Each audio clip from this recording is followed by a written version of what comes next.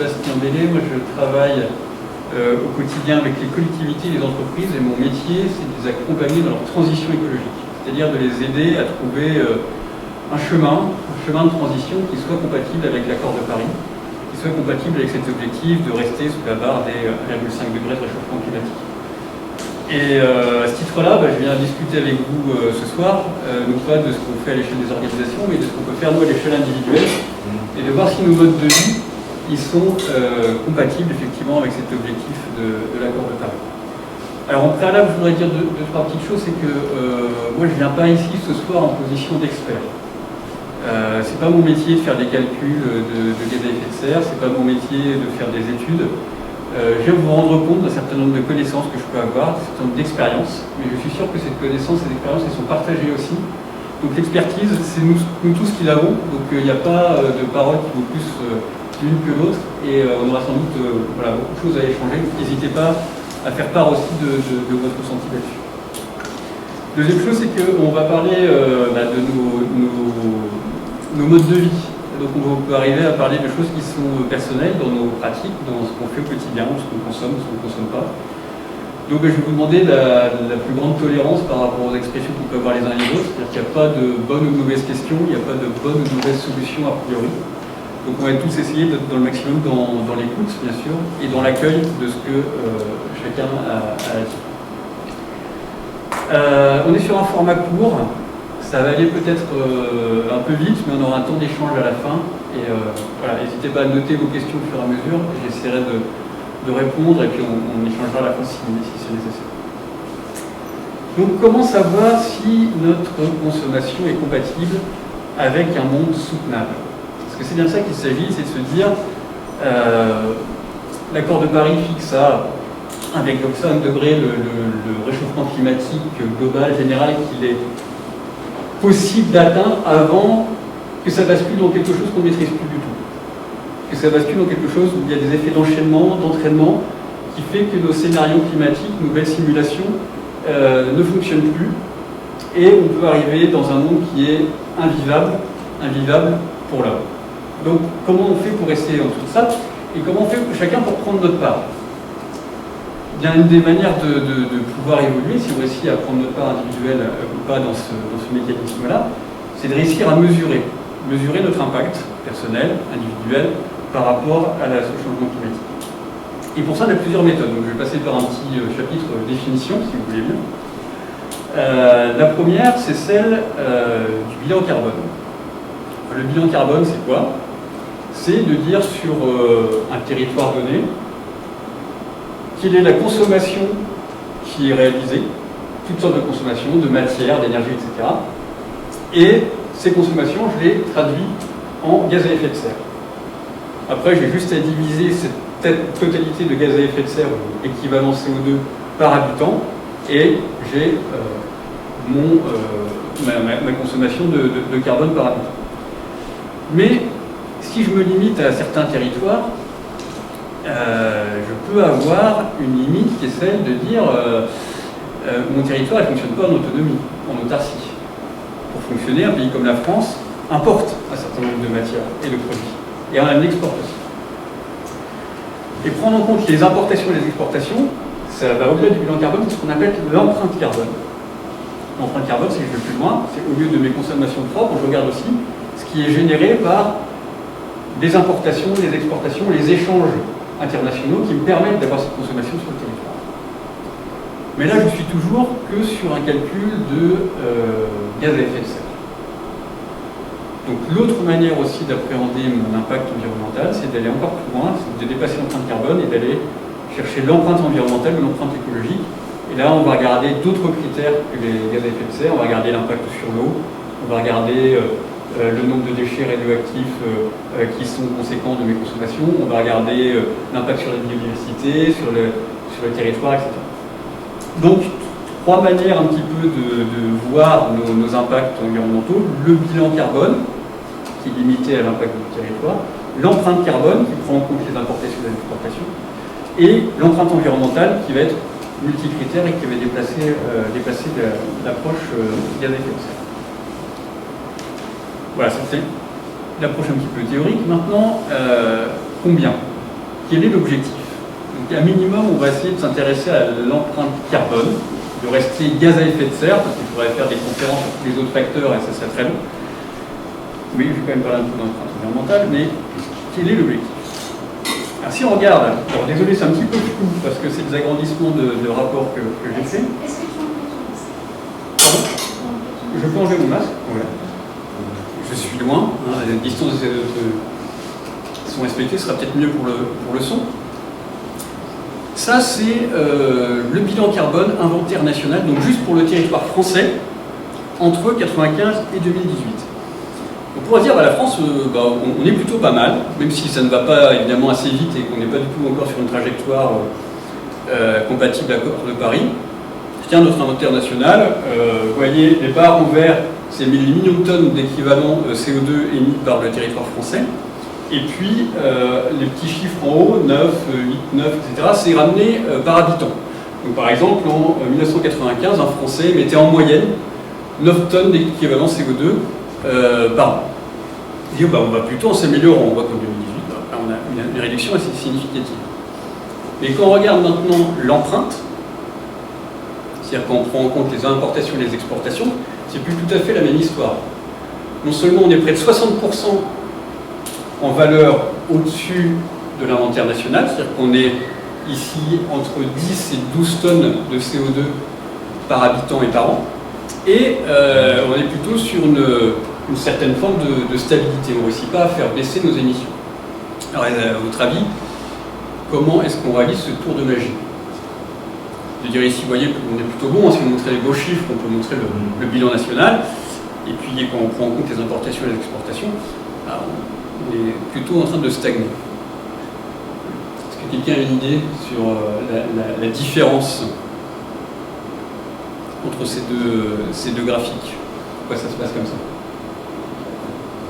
On achète des produits de Chine, ouais. Même l'Allemagne, pas évidemment. Oui, alors d'une part, ce qui explique la différence entre les deux, c'est qu'on a une balance commerciale importation-exportation qui est déficitaire, donc on importe beaucoup plus de produits qu'on en exporte, donc il y a en fait beaucoup de pays qui produisent des choses qu'on consomme chez nous. Et la deuxième chose, c'est que pour faire baisser notre bilan gaz à effet de serre national, on a aussi délocalisé pas mal d'industries polluantes dans d'autres pays, ce qui permet d'affecter, c'est pas évidemment l'objectif premier, mais d'affecter leurs émissions de carbone à l'extérieur. Donc, voilà où on en est. Alors, les modes de calcul sont parfois un peu différents entre les sources qu'on peut avoir. Ça, c'est la source gouvernementale, mais vous allez avoir des sources de certaines ONG, différents modes de calcul. On est entre 10 et 12 tonnes d'équivalent CO2, donc de gaz à effet de serre, par an et par personne en France. Et il faut réussir à passer en dessous de 2 tonnes de CO2 par habitant et par an en France pour être 1,5 degré compatible. Ça veut dire diviser par 5 ou par 6 nos émissions de gaz à effet de serre d'ici 2050. Alors comment on peut faire? Sachant que c'est une moyenne en fait. C'est une moyenne. Ouais, c'est une moyenne. Moins, mais il y en a qui consomment plus. Exactement. Donc il y a des fortes inégalités là-dedans, je pensais l'aborder plus tard, donc on peut le dire. Il y a des inégalités en fonction des revenus, il y a des inégalités géographiques, il y a une diversité en fait qui est assez importante en fonction des situations, qu'elles soient économiques et sociales, par rapport à ces émissions de gaz à effet de serre. Alors comment on peut faire pour essayer de tirer le bilan de sa situation personnelle et puis de se placer par rapport à cette moyenne et de voir quel type d'effort on peut consentir. Alors il y a différents outils, j'en ai testé plein pour vous, mais j'en ai retenu deux. Le premier, c'est un peu celui, on va dire, officiel aujourd'hui en France, c'est Nos Gestes Climat. Vous avez mis l'adresse internet, hein, vous pouvez, le www.nosgestesclimat.fr, qui calcule l'empreinte carbone individuelle. C'est un calculateur qui est assez simple d'accès et qui va vous donner ensuite des conseils personnalisés. Donc vous allez avoir le bilan par grand secteur, donc alimentation, transport, logement, etc., etc. Donc ça, c'est si vous voulez faire votre calcul d'empreinte carbone. Deuxième outil, c'est un calcul d'empreinte environnementale cette fois. Donc on va avoir, comme je le disais au sens plus large, dépasser juste le calcul gaz à effet de serre, mais voir l'impact sur l'ensemble d'autres indicateurs environnementaux, qui est proposé par l'association Global Footprint Network. Avec cette adresse aussi, vous pouvez faire le calcul. Il est très très sympa à utiliser. Vous avez un mode simplifié, un mode plus approfondi. Et pareil, vous rentrez vos consommations d'électricité, vos consommations de chauffage, vous rentrez votre type d'alimentation, etc. Et ça va vous permettre d'évaluer votre bilan. Alors pour la petite histoire, moi j'ai fait mon calcul avec nosgestesclimat.fr et j'arrive à 3 tonnes 3. Ce qui est bien, mais encore pas top. Parce que je ne suis pas sous les fameuses 2 tonnes. Donc faites-le de votre côté, n'hésitez pas. Encore une fois, ce sont des ordres de grandeur. Et puis, on part de là. Donc ça, c'est le dernier chiffre donné par nos gestes climat pour le français moyen. Donc là, on est près de 10 tonnes, 9 tonnes 8 par personne. Et on voit un peu les répartitions. Donc les principaux postes d'émissions de gaz à effet de serre ou équivalent CO2 pour un Français aujourd'hui, c'est l'alimentation, à équivalence avec le budget transport. Alors dans l'alimentation, c'est essentiellement la consommation de viande qui pèse et de produits laitiers. Dans le transport, c'est essentiellement la voiture individuelle et l'avion aussi, en partie. Le logement, en troisième poste, et là, c'est essentiellement les consommations de chauffage. Et puis, on a un truc qui est déjà précoché, vous voyez, c'est services publics. Donc c'est quelque chose qu'on affecte à votre bilan carbone individuel, mais qui, du fait qu'on est dans la société française et qu'on utilise quotidiennement ces outils, son administration, ses écoles, ses routes, etc. Et donc c'est un ensemble de choses qui ne dépendent pas de nous directement, mais dont on bénéficie au quotidien.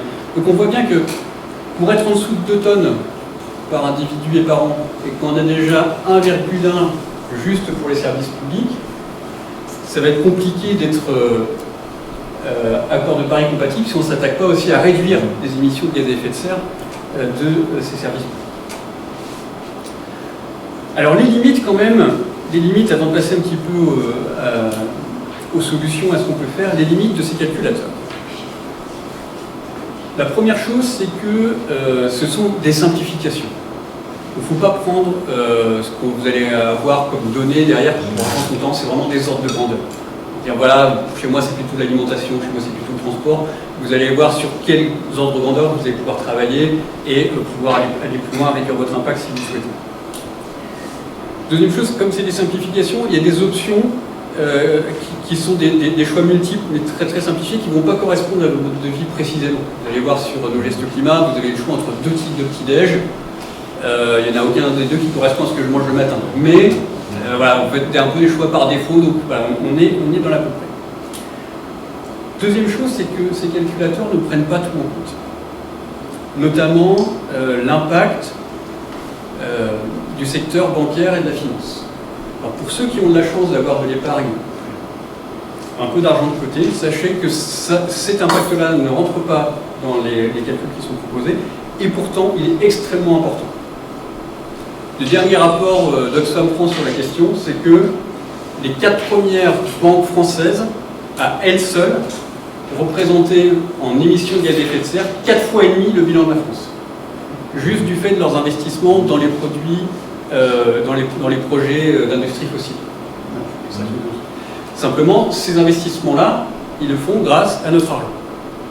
C'est-à-dire que selon la banque dans laquelle vous avez placé, où vous avez votre compte courant, etc., selon ces pratiques, eh bien, vous pouvez très bien, sans le savoir, avoir une partie de votre argent qui est ensuite utilisée pour financer l'industrie, l'extraction d'énergie fossile ou d'autres secteurs extrêmement polluants.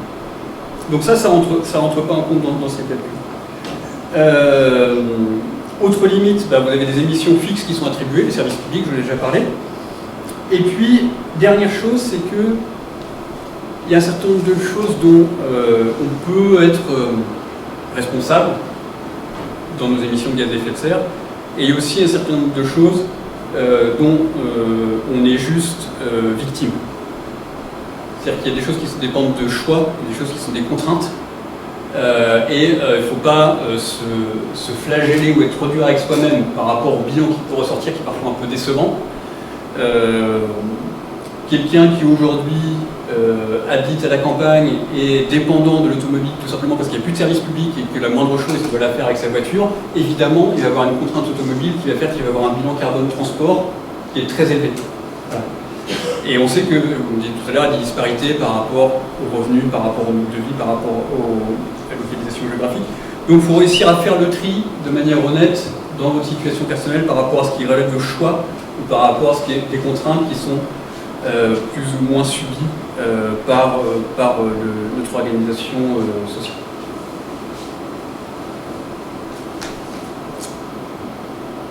Maintenant, comment passer à l'action? Qu'est-ce qu'on peut faire? La première chose avant de passer à l'action, je vais revenir sur un petit peu de théorie. C'est d'expliquer cette équation, qui est une version simplifiée de l'équation de Kaya. Alors vous pouvez aller voir sur le blog de Jean-Marc Jancovici ou aller voir sur Wikipédia ce que c'est que l'équation de Kaya. C'est un truc qui nous permet de déterminer comment se construit un petit peu le bilan de gaz à effet de serre. Et là, je vous en présente vraiment la version pour les nuls, enfin celle que moi je réussis à comprendre. Mais qui explique plein de choses derrière. C'est que des émissions de gaz à effet de serre, c'est quoi? C'est une population, c'est-à-dire un nombre d'acteurs économiques, de personnes, d'entreprises, etc., qui vont avoir une consommation, multiplié par la consommation de ces acteurs économiques, à combien ils vont acheter de voitures, consommer d'internet, consommer de viande, etc. Multiplié par l'efficacité en gaz à effet de serre du système. C'est-à-dire que, imaginons, on est dans un système qui émet très très peu de gaz à effet de serre, qui est très très efficace, vous pouvez consommer beaucoup, finalement, vos émissions de gaz à effet de serre vont rester assez réduites. Ce n'est pas le cas. Ce qui veut dire, vous voyez que notre bilan gaz à effet de serre, il faut l'amener à un niveau très très bas en 2050, il faut atteindre ce qu'on appelle la neutralité carbone, c'est-à-dire qu'il faudra réduire quasiment de 80%. Pour dire de 80% d'ici 2050, il faut réduire de l'ordre de 3% par an. En sachant que la population en France est plutôt stable. Il y a des projections démographiques qui nous amènent à une légère baisse, mais on peut plutôt miser sur une stabilité.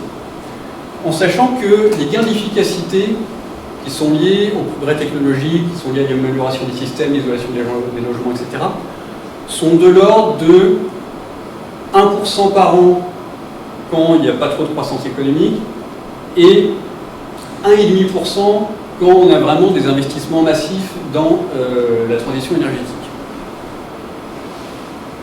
Comment on fait pour réussir à réduire de 80% de nos gaz à effet de serre si la population est stable, si l'efficacité est au maximum de 1,5% par an, et si on veut continuer à augmenter le PIB, la consommation? C'est juste pas possible. C'est juste pas possible.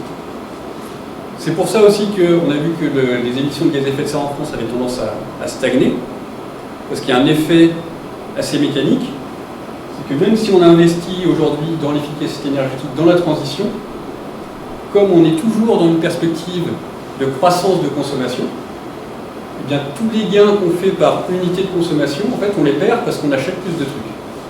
Mon ordinateur est plus performant, mais maintenant j'en ai deux au lieu d'en avoir un. Mes écrans sont plus performants, mais ils sont 2 fois plus grands, alors qu'il y a quelques années, etc., etc. Donc si on veut réussir à atteindre ce 80% de gains au gaz à effet de serre, il va falloir malheureusement s'attaquer à ce deuxième facteur qui est celui de la consommation. On ne pourra pas y arriver sans une politique très très volontariste de sobriété et baisser certaines consommations. Donc on pourra revenir, autrement dit, la technologie ne peut pas nous sauver. À moins d'être dans une rupture technologique absolument fantastique que personne n'aura encore vu venir, dans un délai extrêmement court, parce qu'il faut faire ça maintenant en moins de 30 ans. Donc, sauf tour de magie inexplicable, on ne va pas comment c'est possible, sauf à s'intéresser à la consommation. Donc, pour le reformuler encore une fois de manière différente, le en même temps ne peut pas fonctionner. On ne peut pas en même temps travailler sur l'efficacité et en même temps augmenter la consommation. en disant je vais arriver à réduire de 80% mes émissions de gaz à effet de serre. C'est juste mathématiquement pas possible. Donc une fois qu'on a dit ça, un bureau d'études qui s'appelle BL Evolution s'est amusé à faire un certain nombre de calculs, parfois un petit peu idiots, en disant je ne vais pas me poser la question de si c'est faisable techniquement, je ne vais pas me poser la question de si c'est acceptable socialement, je vais juste voir ce qu'il faudrait mettre dans la machine économie française pour réussir à être sur cette trajectoire 1,5 degré compatible, avec une première étape qui serait celle de 2030. Et ils ont décliné un certain nombre de solutions techniques qui permettraient d'être sur cette trajectoire. Encore une fois, pas pour dire que c'est ce qu'il fallait faire, mais pour donner un ordre d'idée, voilà, une certaine photographie en tout cas, du type de mesure que ça peut nécessiter. Donc si on veut être à moins 80% et des brouettes en 2050, il faut passer par une étape en 2030 où on est à moins 63% d'émissions de CO2. Parce qu'évidemment, plus on retarde l'action, plus il faudra agir de manière très très forte à la fin. Et ça devient de plus en plus impossible à éviter. Donc par exemple, en termes de mobilité, il faudrait réussir à faire moins 76% de gaz à effet de serre, d'équivalent CO2. D'ici 2030, ça passe notamment par interdire à la vente les véhicules neufs pour un usage particulier dès aujourd'hui.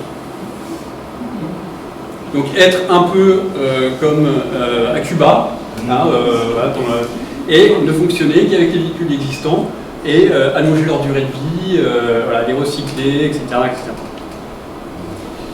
Réduire de 5% par an les kilomètres parcourus, donc sobriété, interdiction des véhicules thermiques dans les centres urbains, etc., etc. Donc arriver en 2030 à réduire par 2 les trajets en voiture, tout type de trajet confondu, multiplier par 2 les transports en commun, par 6. Ce sont encore une fois des exemples qu'on peut trouver complètement fous. Hein.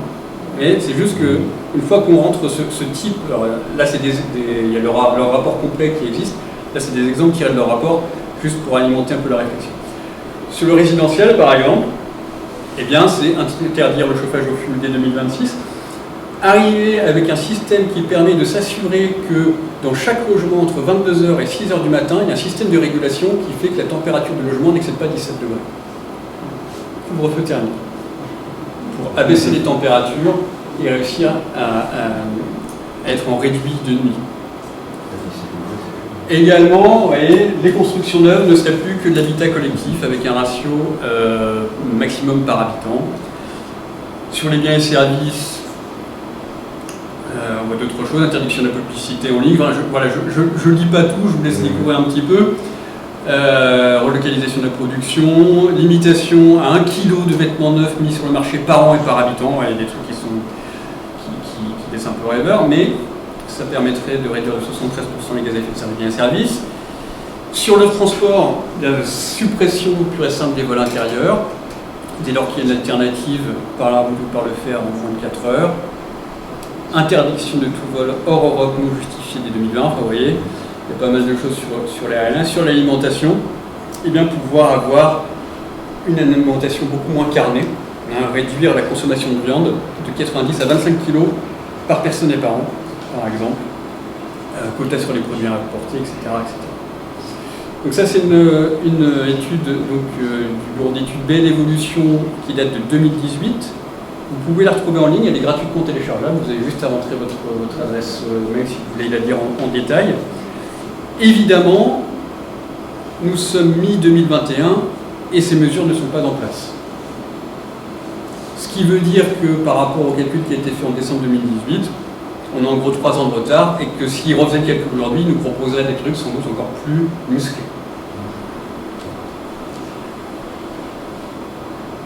Alors, une fois qu'on a dit tout ça, avant de conclure, et de vous montrer 3 choses très simples qu'on peut faire avec peu d'efforts et qui permettent d'engager un peu une dynamique positive par rapport à ça, que vous avez sans doute peut-être pour certains d'entre vous déjà fait. Quelques réflexions. Là, on est vraiment sur l'approche individuelle type part du colibri. On le sait, quand on voit ce type de proposition, quand on voit le poids des services publics, quand je vous ai dit tout à l'heure, aussi que la finance n'était pas prise en compte dans notre bilan carbone. On voit bien que les approches individuelles sont de toute façon insuffisantes. Donc, pour réussir à tenir ces objectifs, il va falloir une approche qui est beaucoup plus collective, qui est beaucoup plus politique, qui est beaucoup plus globale. Ça signifie aussi qu'on a 3 priorités pour passer à l'action. C'est 1, la sobriété, 2, la sobriété, 3, la sobriété. Donc c'est à peu près dans cet ordre-là, mais c'est important de les mettre en place toutes les 3.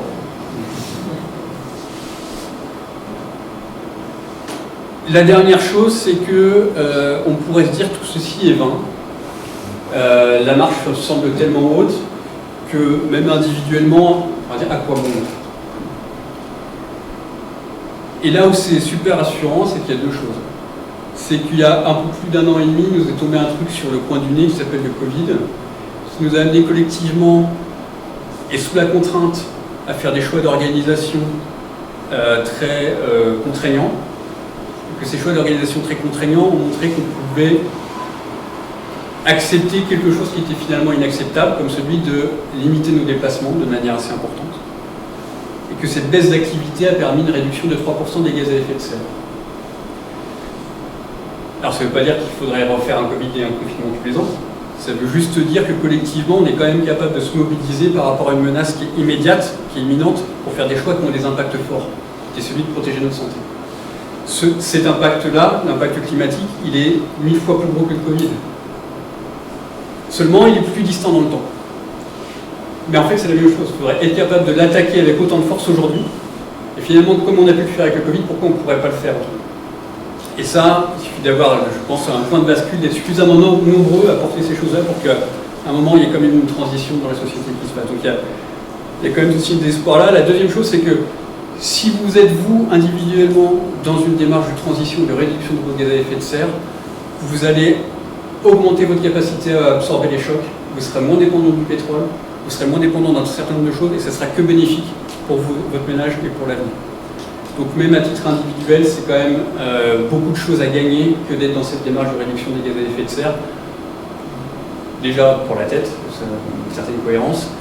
Deuxièmement, économiquement. Troisièmement, vous allez vous dresser des barrières par rapport aux chocs à venir, quels qu'ils soient.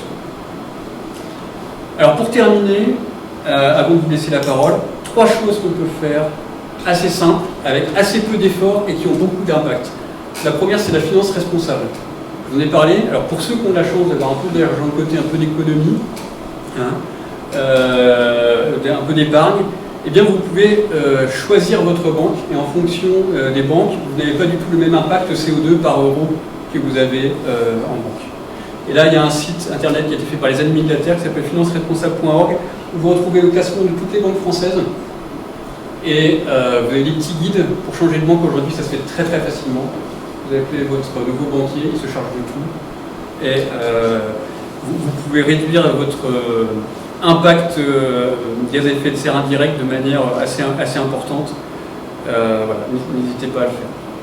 C'est un peu d'organisation, mais ça se fait maintenant assez possible. Deuxième chose dans le même ordre d'idée, et qui ne va pas modifier vos modes de vie, de convivialité, c'est essayer de choisir des fournisseurs d'énergie qui s'alimentent uniquement en énergie renouvelable. Donc là encore, je vais vous donner l'adresse d'une ONG, en l'occurrence c'est Greenpeace, qui propose son guide vers des fournisseurs d'électricité. Vous avez pareil le classement de tous les fournisseurs d'électricité avec est-ce qu'ils fournissent vraiment de l'électricité verte, comment elle est sourcée, et vous allez voir, en plus il y a une bonne surprise, souvent ceux qui sont entièrement alimentés en énergie renouvelable sont un petit peu plus chers que la moyenne, mais ce sont des fournisseurs d'électricité militants qui vous aident à réduire vos consommations. Par exemple, quand j'ai basculé chez un fournisseur d'électricité verte, j'ai payé un peu plus cher, mais il m'a aidé à réduire de 20% mes consommations d'électricité. Donc en fait, je me suis retrouvé à bilan nul. Évidemment, ça m'a demandé un peu d'effort, mais du coup, pas mal d'impact sur mon bilan gaz à effet de serre pour un mode de vie qui est inchangé. Donc ça, c'est assez simple à faire. Dernière chose, eh bien, pas trop d'efforts, je pense, beaucoup d'impact, c'est la consommation de viande. Si vous consommez encore pas mal pas mal de viande, notamment de viande rouge, eh bien, réduire la part. En fait, personne ne vous oblige à acheter beaucoup de viande quand vous faites vos courses. Être plutôt sur des protéines végétales. Vous avez encore une fois voilà, des guides qui existent, des recettes pour cultiver les protéines végétales et pour accompagner cette transition-là. C'est pas quelque chose qui est très très contraignant au quotidien de changer son régime alimentaire et ça a un impact énorme sur le bilan gaz à effet de serre. On l'a vu, l'alimentation c'est un premier poste pour le bilan gaz à effet de serre des Français. J'ai un petit peu dépassé le temps que j'avais prévu de papotage descendant. Maintenant je vous écoute, on peut reprendre où vous voulez, à comment vous vous sentez, si vous avez des questions, si vous avez des remarques. Allez. Est-ce que quelqu'un a déjà fait son bilan carbone personnel? A déjà essayé ces outils? Ouais. 2, 3 personnes?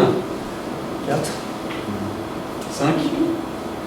Allez, un quart de la salle presque. Est-ce que vous avez été surpris par les résultats que vous avez trouvés? Moi j'étais quasiment comme toi. Ouais. Toujours un petit peu au-dessus, pourtant j'ai pas de voiture. Pourtant j'ai pas pris l'avion depuis longtemps. Ouais. Pourtant j'ai pas de smartphone. Et on est toujours au-dessus. Ouais. C'est hyper complexe. À 3, 3,5. Ça c'était vrai. Ouais. Et d'après ce que tu dis, j'ai l'impression qu'en France, normalement, on consomme 3 planètes en consommant ça. Je sais pas, t'en parles pas du tout de ces chiffres-là, la consommation de planètes. Je trouve que c'est assez parlant. Tu l'utilises pas parce que c'est pas quelque chose de bien fait ou... Non, alors justement... Quand tu dis qu'on devrait diviser par 4 ou 5, ça veut dire qu'en fait, on consomme plus de 5 planètes. Alors, c'est ce que j'ai essayé de dire au début, c'est pas évident. En fait, il y a, sur l'approche juste gaz à effet de serre, il faudrait réduire par 5 ou par 6 nos émissions de gaz à effet de serre. Et là, on est vraiment sur l'approche juste carbone. Et qu'on est sur l'approche empreinte environnementale globale, on compte en planète. Équivalent planète, c'est là où on est sur une approche plus territoriale, on regarde l'impact sur l'eau, l'impact déchets nucléaires, etc., etc. Et ça, c'est le deuxième outil que je vous ai présenté qui permet de faire ça, qui est celui-là, le Global Footprint Network, où là vous avez votre empreinte environnementale globale, vous avez la partie gaz à effet de serre et vous avez la partie en équivalent planète. Donc oui, il y a un Français, si on suivait le mode de vie français, il faudrait environ 2 planètes et demie pour que ça soit vivable. Et une dernière remarque, moi il y a un chiffre. En tant que militant de climat, je me suis dit beaucoup, c'est le jour du dépassement. Jour du dépassement, mais... Je pense que c'est vraiment quelque chose de très parlant aujourd'hui. D'autant plus que là, on vient de le passer fin juillet au niveau mondial, et de bien rappeler qu'en France, nous, c'est le 17 mars. C'est-à-dire que si vous prenez un ménage, on en parlait hier avec Béa, mais si vous prenez un ménage, ça voudrait dire qu'à partir de la première semaine du mois, on a tout cramé pour le mois. Donc ça ne fait pas nous des très bons gestionnaires, et en général, quand j'ai des gens de droite en face de moi, on n'est pas des très bons gestionnaires, parce que, en tout cas écologiquement parlant. Donc je dis pour les gens qui suivent sur internet, on me remarque là sur la question du jour du dépassement. Donc, le jour du dépassement, c'est pareil, c'est lié à ce calcul d'empreinte environnementale tel que celui-là. Donc le jour du déplacement mondial, il est au 29 juillet. Donc en gros, si aujourd'hui il faudrait l'équivalent de 2 planètes pour soutenir la consommation mondiale sur Terre. Et si tout le monde vivait comme un Français, le jour de dépassement en France, il est au 17 mars. Ça explique qu'il faut 2 planètes et demie pour si tout le monde vivait comme un Français. C'est vrai que c'est quelque chose d'assez parlant. Et cet outil-là vous permet de calculer votre équivalent planète et votre jour de dépassement personnel. Je l'ai fait aussi, mais je ne sais plus. Oui. J'ai une question plus généraliste qui est l'impact de la recherche dite scientifique de la médecine, donc de tous ces travaux qui se font aussi avec des expériences sur les animaux, entre autres. Et on n'en parle pas beaucoup de ça parce que je pense que c'est, je ne sais pas, je ne vais pas donner un adjectif, mais c'est la cata parce que tu fais beaucoup bien d'expérience et tout, et ça descend dans la technologie et ça descend en Europe. Donc, parce que là, il est en amont aussi, parce que tous ces gens qui pensent pour nous, comment ils pensent, comment ils traitent la nature, l'air, l'eau, le soleil, les animaux, les humains. Une question que sur l'impact de la recherche scientifique et de la manière dont... C'est assez secret, hein. L'opacité autour de tout ça et la manière dont ça se transfère après dans les technologies, dans nos modes de vie. Moi, j'ai pas de réponse là-dessus sur l'impact précis de ce secteur-là. D'accord, mais c'est ce type de société où le scientifique passe avant tout, avec le Covid, là. Oui. Et tous ces trucs qui sont jetés dans la nature, les seringues, les aluminium, machin, les trucs, je pense que ça a un impact énorme. Oui. Et bien sûr qu'on n'est pas au courant, en fait. Parce que là, l'alimentation, tout ça, c'est effectivement des choses qui faut le mieux mesurer. Et tous ces trucs qui se font par derrière un peu le peuple, si je puis dire. Oui, la question sur l'impact de ce secteur, je ne peux pas vous donner des chiffres sur ce secteur-là, je ne suis pas sûr qu'on réussisse à faire le tri dans les données globales pour l'avoir, mais si un laboratoire utilise des produits, fabrique des seringues, etc., ça rentre dans le bilan. Alors après, si ces seringues sont retrouvées dans la nature, dans les déchets, ça on va le retrouver dans l'impact écologique global, on va trouver le bilan déchets. Et ça va être noyé dans l'impact global, mais aujourd'hui, c'est pas ça qui pèse le plus, vraiment. Je ne dis pas que c'est un impact qui est neutre, et vous dites socialement, pour plein de raisons, ça peut avoir une influence indirecte sur plein de choses. Mais en termes d'émissions de gaz à effet de serre, je ne suis pas sûr que ce soit vraiment le secteur le plus polluant entre deux. Enfin, moi, personnellement, ça me gêne quand on parle d'empreinte individuelle, parce que dans cette expression, j'ai l'impression qu'on ne prend pas en cause les inégalités sociales qui en elles-mêmes sont aussi facteurs de gaz à effet de serre. Prenons par exemple l'isolation des logements. Il est évident que c'est les logements qui appartiennent aux personnes les plus pauvres, qui sont des passoires thermiques, parce que ils n'ont pas le budget pour pouvoir faire l'isolation. À l'autre extrémité de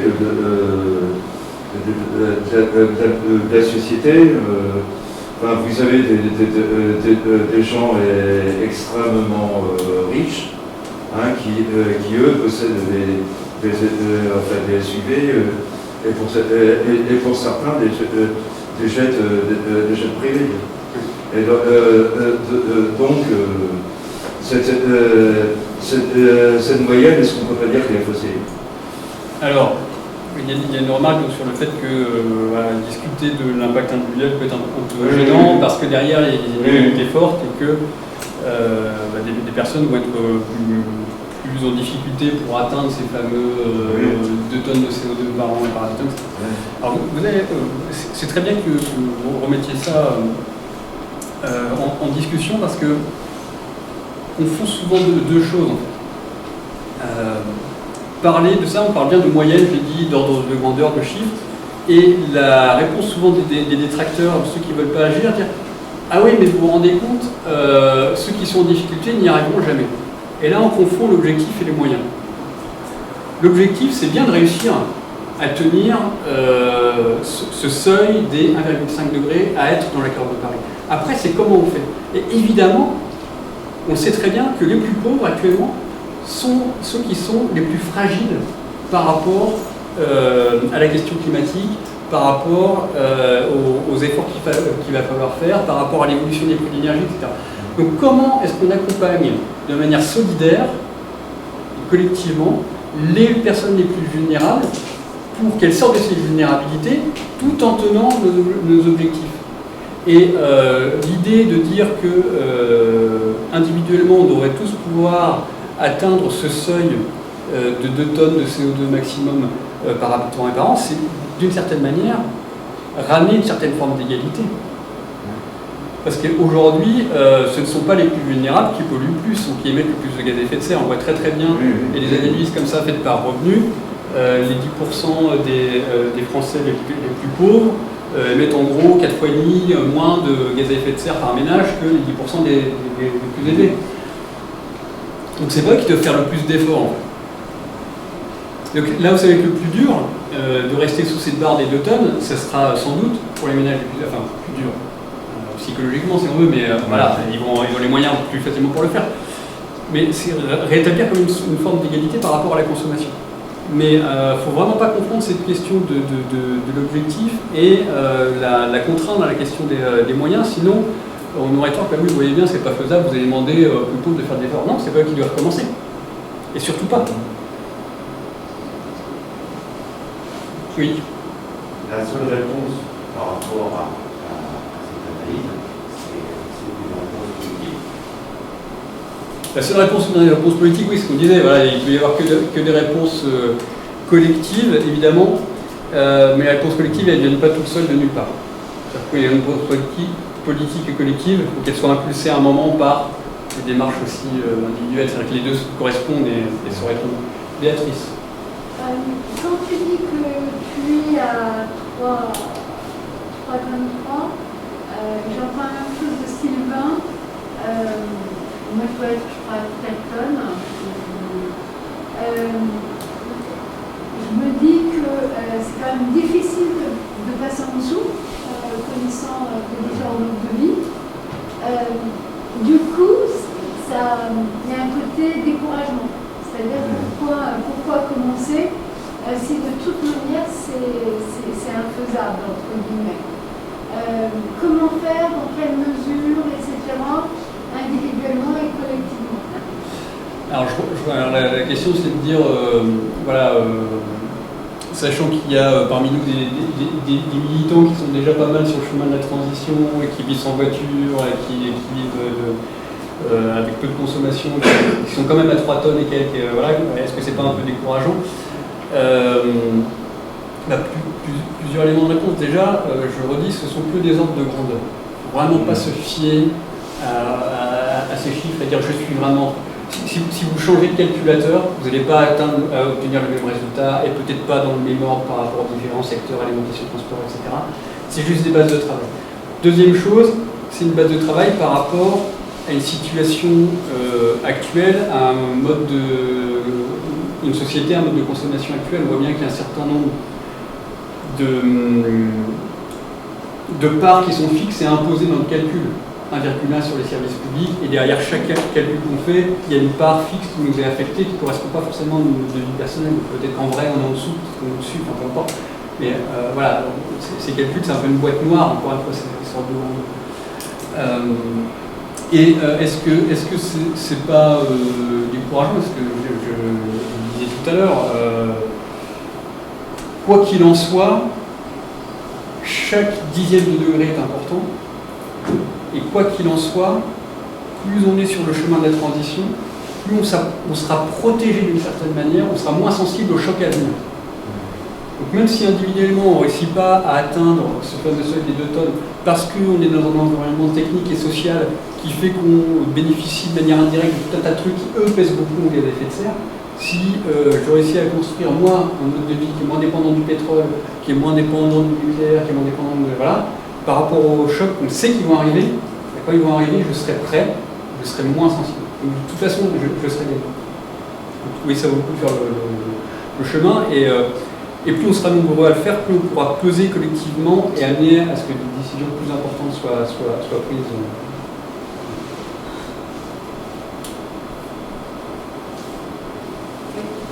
Oui. Par rapport à ça, moi, ce que je trouve aussi décourageant, si j'ai bien compris, donc vous prenez nos initiatives individuelles, manger moins, faire attention à quelle banque, etc. On comprend, là-dessus je suis d'accord, mais moi je reste persuadée que ça ne suffit pas, parce que tant que, vous disiez là-bas, qu'il n'y a pas de volonté politique de faire, par exemple, vous avez donné l'exemple des vols au-delà de 4 heures, alternative. Sauf que là, on voit bien avec la Convention citoyenne pour le climat, le gouvernement a encore descendu ce seuil à 2h30.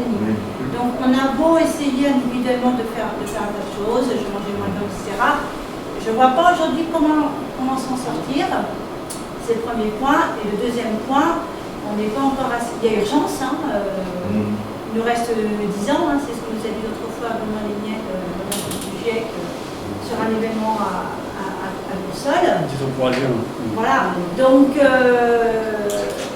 la mobilisation dans les rues, elle n'est pas suffisante, même on marche pour le climat, donc je ne vois pas le rapport de force en tous les cas se faire, et moi je suis un peu découragée parce que je ne vois pas comment effectivement s'en sortir, si ce n'est effectivement un point de rupture, je ne sais pas, un événement choc, comme d'ailleurs la Covid, hein, effectivement on a vu certains comportements et certaines choses se passer, mais je pense qu'il faudra vraiment quelque chose d'encore plus dur. Deuxième signe, voilà, je le dis pour ceux qui me suivent sur Internet, voilà, de découragement, c'est de se dire comment faire même si on a des initiatives individuelles pour faire la bascule collective et que c'est complètement insuffisant pour se poser. Et vous prenez l'exemple de ce qui s'est passé avec la Convention citoyenne, qui appartient à un certain nombre de propositions qui ont été mises au placard de manière assez franche. Alors, il faudrait d'autres conférences là-dessus sur comment est-ce qu'on peut amener un changement collectif. Super intéressant. Ça tient de ce qu'on appelle la théorie du changement comportement. Il y a plusieurs choses quand même qui peuvent donner de l'espoir par rapport à ça. C'est que pour convaincre, on ne peut pas faire autrement que de passer par les actes. Le discours, la plupart du temps, ne convainc pas. Comment vous réussissez à convaincre d'autres personnes? C'est en faisant par vous-même. C'est par l'exemple. Par l'exemple. Et alors ça veut dire qu'il faut réussir à faire, mais sans rester dans son coin. Il faut réussir à faire en réussissant à faire valoir ce qu'on fait, sans être non plus dans on vous l'avait bien dit, dans comment dire, montrer du doigt, dire voilà, moi je fais pas vous, être voilà, dans l'accusation. Donc ça c'est quelque chose qui se construit, qui n'est pas facile. Il faut nécessairement passer par cette chose-là. C'est-à-dire qu'aujourd'hui, moi si je veux convaincre mes parents de changer de mode de vie, ça ne sert à rien que je leur en parle autour d'un café. Le seul truc, c'est de les amener à faire et leur montrer comment je vis et être dans le concret, en fait, et qu'en faisant cette chose. Ça, c'est la première chose. Deuxième chose, il y a certains de théoriciens du changement sur les organisations et les sociétés qui ont montré que le point de bascule pouvait être atteint à partir du moment où il y avait plus de 1,5% d'une société mobilisée sur un thème. Donc il faut atteindre ce niveau de personnes engagées. Et la conférence citoyenne pour le climat, mine de rien, c'est une première étape. Parce qu'elle s'est quand même tenue avec un certain nombre de fonctionnements. Elle a fait parler d'elle, ça s'est transmis dans la société. Le fait que les propositions ne soient pas retenues amène quand même un certain niveau de conscience dans la société, une certaine grogne. C'est-à-dire que c'est peut-être pour l'instant dans l'eau, mais il y en aura d'autres. Et au fur et à mesure qu'on accumule ce type de choses, on peut aussi arriver à atteindre ce point de bascule. Alors, le plus dur pour moi, c'est de réussir à être mobilisé sur la durée sans se décourager. Parce que c'est vrai que la marche est tellement haute. Et pour ça, il faut être en lien en fait. Il faut faire collectif, il ne faut pas rester isolé avec nos démarches individuelles. Ouais. Oui. Moi je suis un peu fatigué d'entendre le discours en fait, on culpabilise les plus pauvres par rapport à la pollution. Mais sachant que vraiment les plus grands pollueurs, ce sont quand même les 10%. Les personnes, les 10% des habitants qui sont les plus grands pollueurs. Quand on voit Bernard Arnault, son yacht consomme 2 000 litres de gasoil à l'heure, et il n'y a rien d'autre. Hein. Donc moi ça m'énerve un peu ce discours-là parce que en fait, qui est-ce qui fait toujours l'effort? Ce sont malheureusement les classes modestes. Et moi je trouve ça de plus en plus insupportable. Et là, si vraiment, alors effectivement, peut-être que petit à petit, mais je pense qu'à mon avis 2030, ça sera le point de non-retour. Moi, c'est ça, hein, j'ai ça dans la tête. Et il sera trop tard. Si on n'a pas pris de mesures drastiques dès maintenant, on est plus que dans l'urgence humanitaire. Et donc, là, il n'y a que le politique qui peut répondre à ça. Et naturellement, il faut une conscience collective derrière pour soutenir effectivement des mesures vraiment drastiques. Donc une remarque là, où je dis voilà, c'est difficile d'entendre des messages récurrents qui vient culpabiliser les plus pauvres, dire voilà, ce sont eux qui mettent du CO2. Je pense que ce discours, j'espère ne pas l'avoir eu, comme vous me dites, hein, je pense qu'il est tenu exclusivement par ceux qui ne veulent pas changement. Je pense qu'il est tenu exclusivement par justement ceux qui ont les moyens aujourd'hui et qui essayent d'imposer ce type de discours, de dire attendez, vous n'y pensez pas, ce sont les plus vulnérables qui vont subir. Et en fait, qui a ce type de discours? Qui vraiment aujourd'hui dans la société a ce type de discours? De dire ce sont les plus pauvres qui polluent et vous vous rendez compte les efforts qu'ils vont devoir faire, on ne peut pas imposer ça à la société, ils vont trop en souffrir. Qui a ce type de discours? Uniquement les dominants qui ont les moyens. Donc il faut réussir à casser ce discours. C'est pas ce que je raconte, c'est pas ce qu'on raconte ici. Donc voilà, je pense qu'il faut faire attention à ne pas se faire enfermer dans cet angle mort de la réflexion. En fait. Oui. Par rapport à ça, moi justement, je suis en tant que militant climat. Vraiment, il y a quelque chose qui me tient à cœur, c'est le quota carbone. On pourrait relier à notre devise qu'on a en France, qui est liberté, égalité, fraternité. C'est-à-dire que de toute façon, si on est au-delà de l'automne, on devient un délinquant climatique. C'est-à-dire qu'on doit faire évoluer la justice et dire tous ceux qui sont au-dessus, finalement tout le monde pour l'instant, mais en tout cas ceux qui sont vraiment au-dessus, tous les milliardaires, les multimilliardaires, l'oligarchie en général, que j'étais gilet jaune aussi en tant que militant climat, parce que pour moi l'oligarchie, le fait qu'il y ait des gens qui touchent énormément d'argent, pour moi c'est des monstres climatiques ces gens-là. Donc, ces gens-là, ils doivent être accusés devant des cours européennes de justice ou devant des tribunaux tout simplement, parce que pour moi c'est vraiment une forme de délinquance qui est vraiment très grave. Alors qui du coup, le quota carbone, ça vous permettrait de dire voilà, on a telle unité carbone chacun, si je dis bien chacun, ça veut dire tout le monde. Et du coup, là, les enfants, les adultes, il y aurait plus de riches, pas plus de pauvres. Je sais pas, c'est pas une bisounours à mon avis de dire ça aujourd'hui.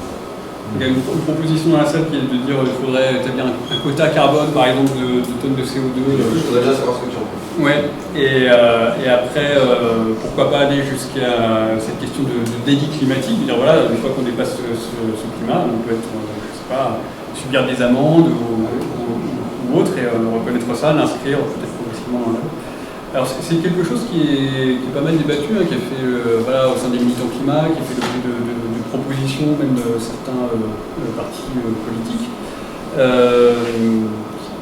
qui sera peut-être une solution à terme. Aujourd'hui, cette question du quota carbone individuel, elle est quand même très compliquée à mettre en place pour les questions de limite de nos fameux calculateurs. C'est ça qui n'est pas facile. C'est-à-dire comment je réussis à avoir un outil qui est justement assez juste pour estimer voilà, la consommation carbone de chacun, la contribution carbone de chacun. Et là, on a un biais technique.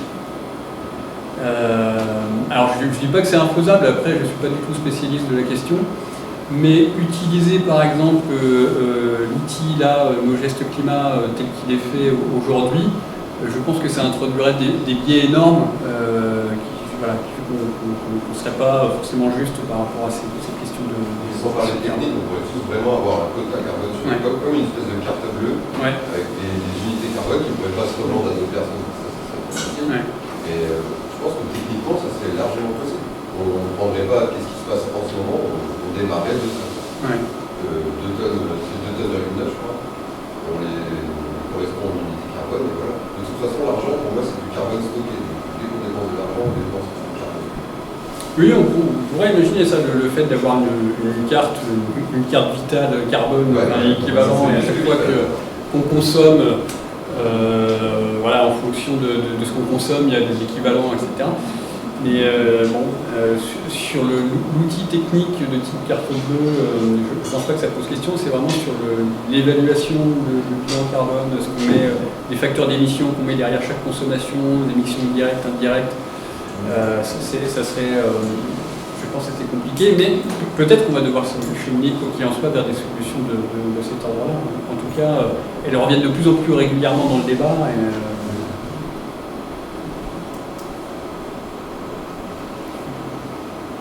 Est-ce qu'on a un temps limité d'échange? On peut se donner un maximum de 20 minutes. C'est comme vous voulez. Moi, j'ai la soirée avec vous si vous le souhaitez pour les questions. Oui. Ah oui, pardon.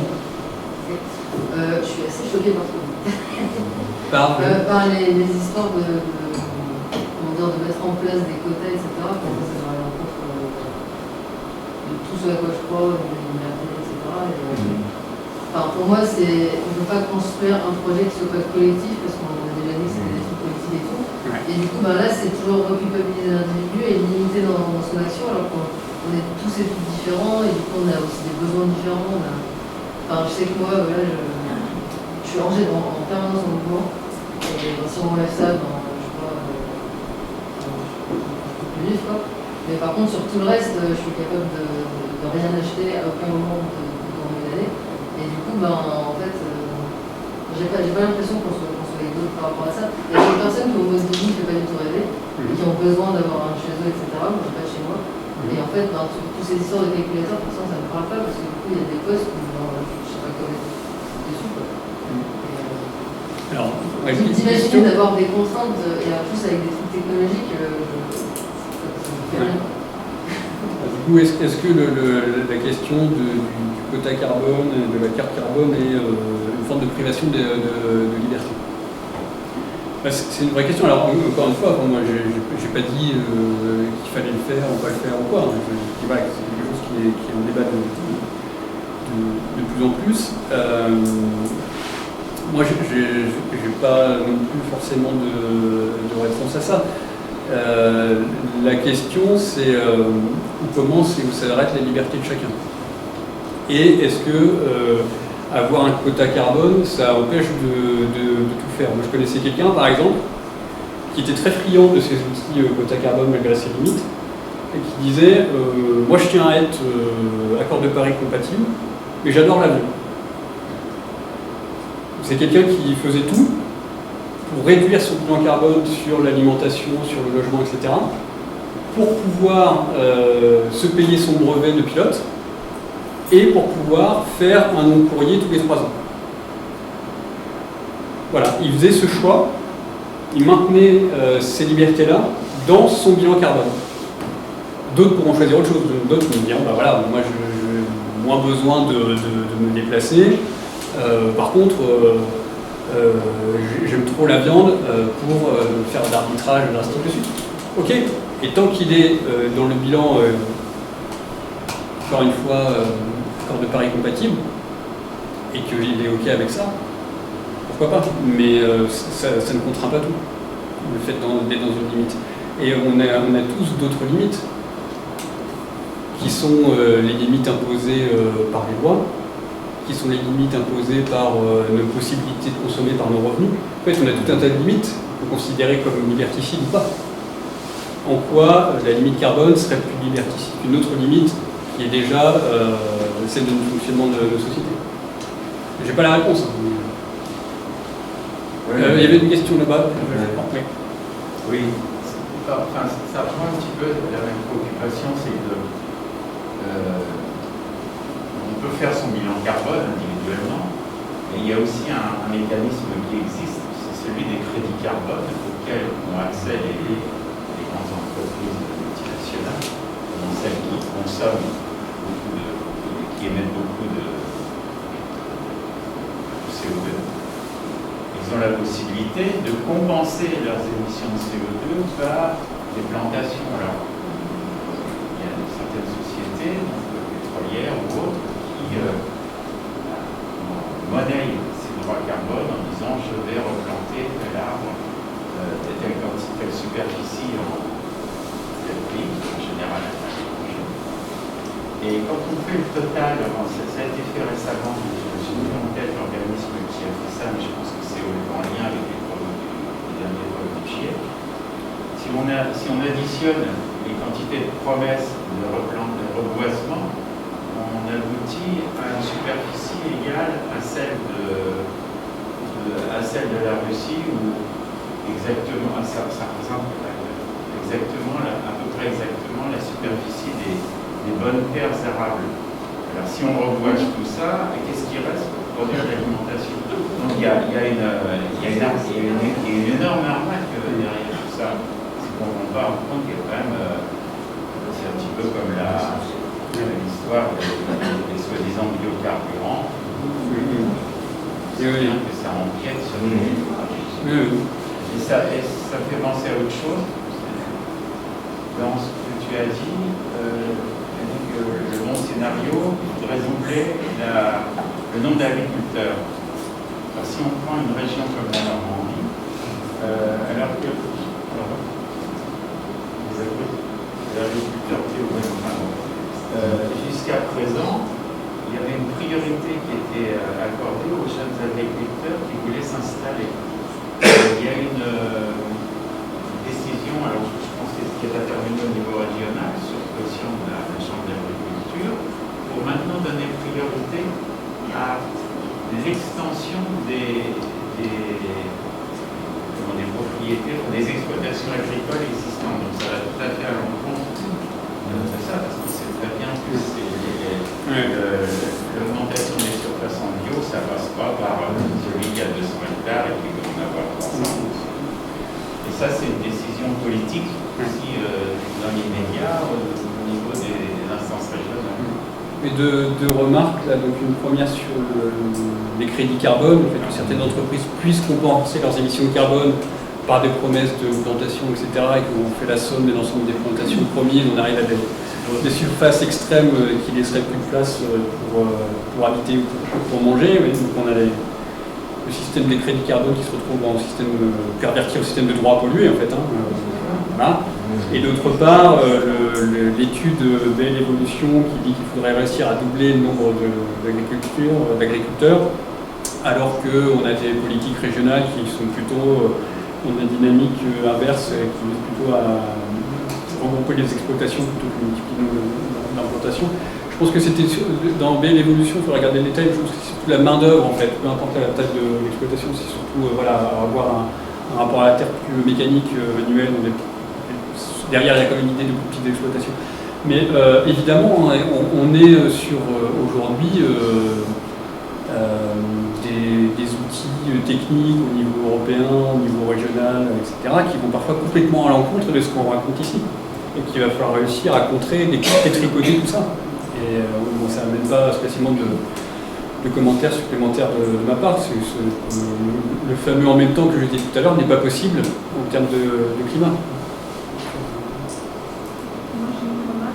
Je m'occupe de certains comités environnement dans différentes structures.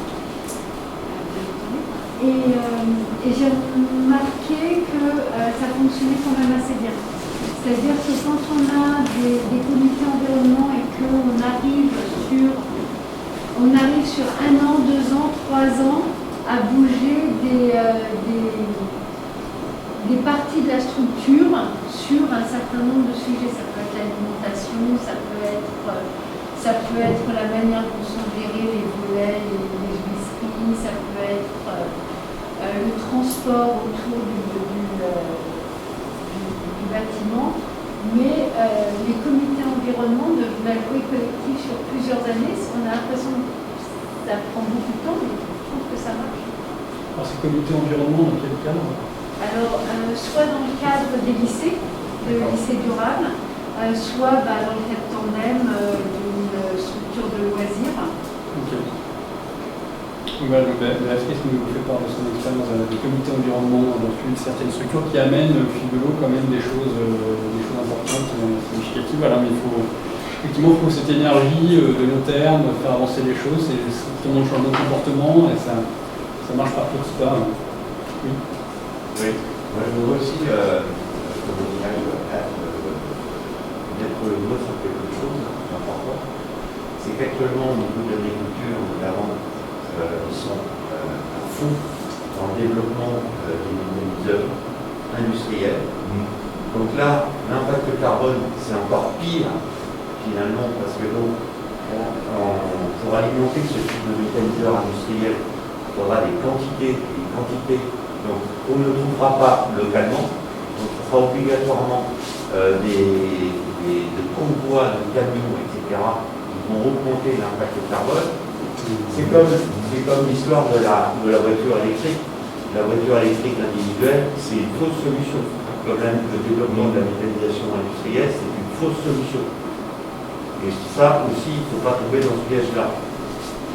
Quelqu'un qui disait par rapport aussi aux agrocarburants, à l'expérience au Brésil, avec effectivement la déforestation amazonienne. Là-dessus, je me permets de répondre. On a une conférence demain sur la méthanisation avec Guy Bessin de la Confédération paysanne à Dives-sur-Mer. Voilà. Je vous propose de prendre juste une dernière question. Oui. Moi, je voulais juste faire une remarque, c'est qu'en sortant à 5h du mat ou à 1h du mat, toutes les lumières de la ville sont allumées tout le temps. Alors ça, c'est parfaitement scandaleux. Et quand je changeais pourquoi je vais promener mon chien à 3h du mat, pour pas que je trébuche sur la voiture du voisin, je trouve ça scandaleux. J'ai déjà écrit à la mairie là-dessus, on ne répond jamais. Donc là, c'est même pas une chose qu'on peut résoudre comme ça, avec des grosses difficultés, des tableaux Excel et tout. C'est à mettre en œuvre. Et aller à 11h à midi, c'est pas jusqu'à 5h du matin, on sent le bordel de merde. Non mais c'est vrai, quoi. Et en plus, c'est la lumière, c'est très mauvais parce qu'on ne voit plus les cieux pour la santé et physique et mentale de tout le monde. C'est avec les scientifiques. C'est bien ces trois remarques, dire voilà, le développement de la méthanisation, notamment la méthanisation industrielle, quel impact carbone, le développement du véhicule individuel électrique, est-ce que le remède n'est pas pire que le mal, et le fait que l'éclairage nocturne, voilà, qui est a priori inutile la plupart du temps, qui est une action facile à mettre en œuvre, pourquoi est-ce qu'on ne le fait pas? Entre 11h du soir et 5h du mat, je ne vois pas voilà, c'est de l'énergie gaspillée. Est-ce qu'on donne un chèque en blanc au nucléaire, à EDF? Alors juste deux choses, peut-être pour synthétiser, pour conclure avant de terminer. La première, c'est que, je reviens dessus, en fait, il n'y a pas de bonne solution a priori, il n'y a pas de solution simple. Cette question d'impact tellement complexe que ce soit pour la méthanisation, que ce soit pour le véhicule électrique. Moi j'essaye d'avoir le minimum d'a priori, de regarder à chaque fois en fonction de chaque usage, au cas par cas, est-ce que ça peut être une bonne solution, et de ne pas se limiter à l'impact gaz à effet de serre. Il faut vraiment être dans une approche multicritère. Par contre, on pense faire des bonnes choses, on va regarder que l'impact carbone, l'impact climat.